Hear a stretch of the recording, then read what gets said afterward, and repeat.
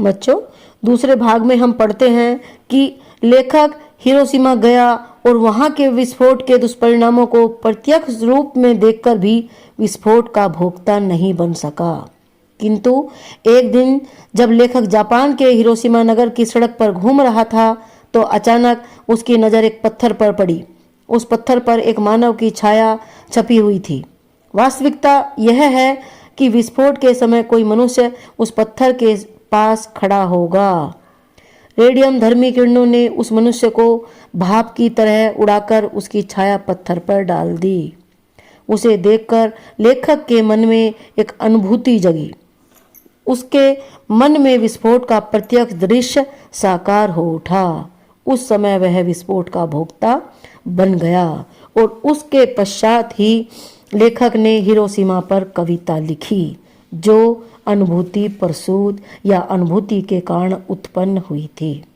तो पढ़ते हैं पाठ का शेष भाग। बच्चों, मैं विज्ञान का विद्यार्थी रहा हूँ। मेरी नियमित शिक्षा उसी में हुई। अणु क्या होता है, कैसे हम रेडियम धर्मी तत्वों का अध्ययन करते हुए विज्ञान की उस सीढ़ी तक पहुँचे जहाँ अणु का भेदन संभव हुआ। ये लेखक बता रहा है कि अनुभूति किस प्रकार जन्मती है, उदाहरण देकर करके समझा रहा है। रेडियम धर्मिता के क्या प्रभाव होते हैं, इन सब का पुस्तकीय या सैद्धांतिक ज्ञान तो मुझे था।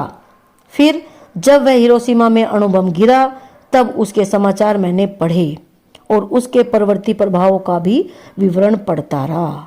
अर्थात उसके क्या क्या प्रभाव हुए लेखक पढ़ता रहा। इस प्रकार उसके प्रभावों का ऐतिहासिक प्रमाण भी सामने आ गया।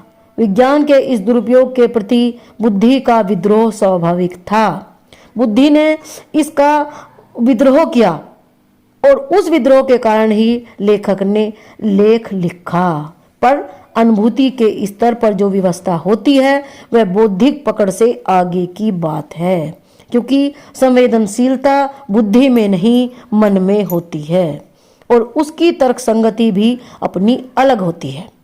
इसलिए कविता मैंने इस विषय में नहीं लिखी क्योंकि अंदर व्यवस्था नहीं जन्मी थी। यूं युद्धकाल में भारत की पूर्वीय सीमा पर देखा था कि कैसे सैनिक ब्रह्मपुत्र में बम फेंककर हजारों मछलियां मार देते थे, जबकि उन्हें आवश्यकता थोड़ी सी होती थी, क्योंकि युद्ध के समय खाने के लिए कुछ चाहिए होता था और उस समय मछलियां मारी जाती थी, लेकिन बम फेंककर बहुत सारी मछलियां मार दी जाती, जबकि इतनों की आवश्यकता नहीं होती थी। लेखक को जीव के इस अपव्यय से जो व्यथा, जो कष्ट भीतर उमड़ा था, उससे एक सीमा तक अणुबम द्वारा व्यर्थ जीव नाश का अनुभव तो वह कर ही सका था। अनुभव तो हुआ। यह प्रश्न बच्चों यहां से आ सकता है कि लेखक को व्यर्थ जीव नाश का या जीव के अपव्यय का अनुभव कब हुआ। जापान जाने का अवसर मिला तब हिरोशिमा भी गया और वह अस्पताल भी देखा जहां रेडियम पदार्थ से आहत लोग वर्षों से कष्ट पा रहे थे। इस प्रकार प्रत्यक्ष अनुभव भी हुआ, पर अनुभव से जो अनुभूति गहरी चीज होती है। कम से कम कीर्तिकार के लिए, कीर्तिकार मैंने अभी पहले भाग में बताया था कि कीर्तिकार जो आंतरिक व्यवस्था के कारण कीर्ति करता है वही कीर्तिकार कहलाता है।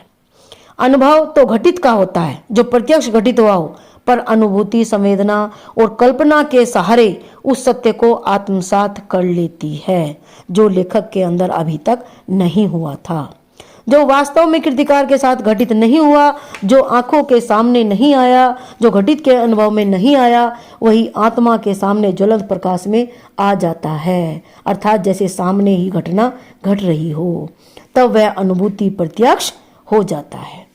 तो हिरोशिमा में सब देखकर भी तत्काल कुछ नहीं लिखा। अनुभव तो हुआ लेकिन लिख कुछ नहीं पाया, क्योंकि इसी अनुभूति प्रत्यक्ष की कसर थी।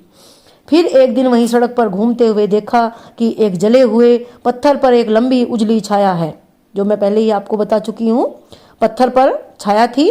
विस्फोट के समय कोई वहां खड़ा रहा होगा और विस्फोट से बिखरे हुए रेडियम धर्मी पदार्थ की किरणें उसमें रुद्ध हो गई होंगी, अर्थात उसमें फंस गई होंगी या बंद हो गई होंगी।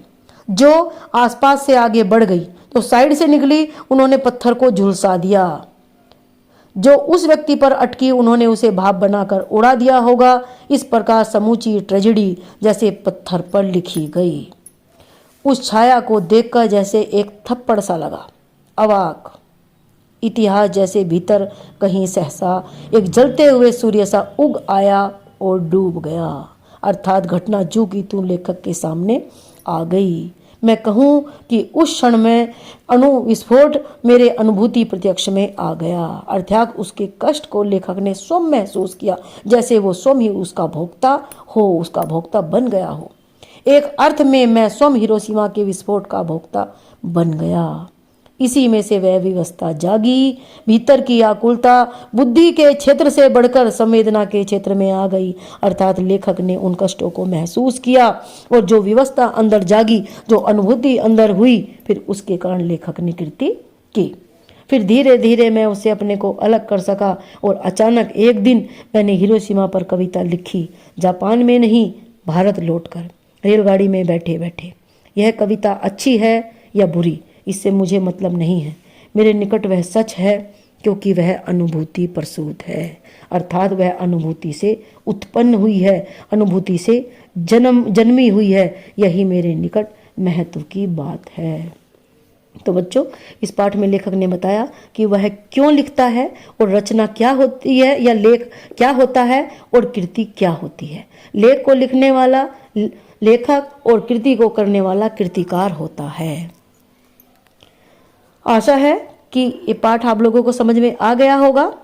अगर समझ में नहीं आया है तो आप व्हाट्सएप पर मुझे अपने संदेह या डाउट भेज सकते हैं।